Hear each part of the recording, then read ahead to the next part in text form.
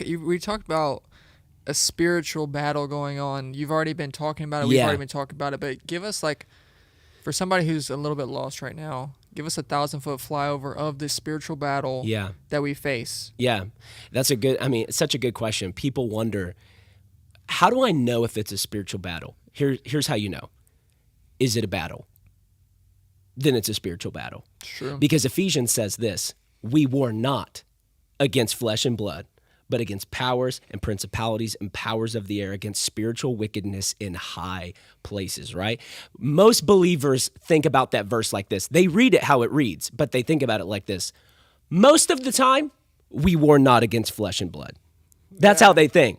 Most of the time it's spiritual, but sometimes it's your mom or it's your dad, and they're doing you wrong. They're doing you dirty. It's, my ex, That's not won't what the leave me. scripture says. But that's not what it says. It says every time we are warring not against flesh and blood, but against a spiritual force. And that's why, as Christians, we have to always attack the spot where the Bible tells us the war is actually going on. We have to make sure that we aren't getting into the flesh and just going, God, would you just make them not annoying? Would you just change their hearts? I think that we should always pray that God would change people's hearts. I'm not trying to minimize that, but we've got to recognize what's influencing their heart.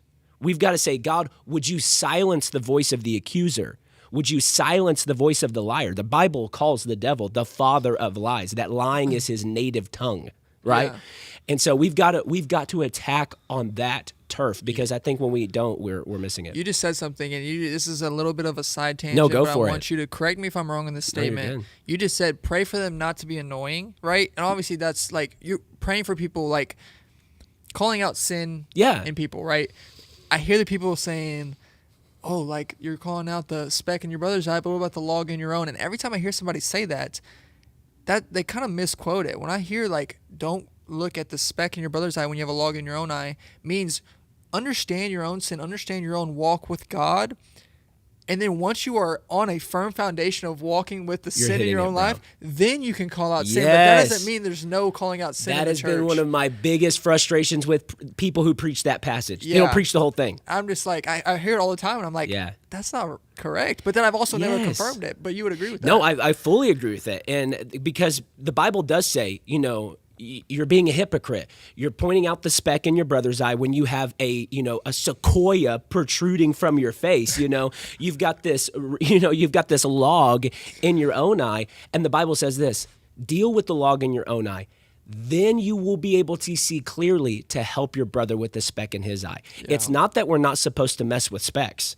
It's that we first come before the Lord about our log, and then once we have allowed him to deal with whatever is going on in our life, then we have the legal authority spiritually to go into somebody else's life and say, hey, let me help you, because I already let God help me.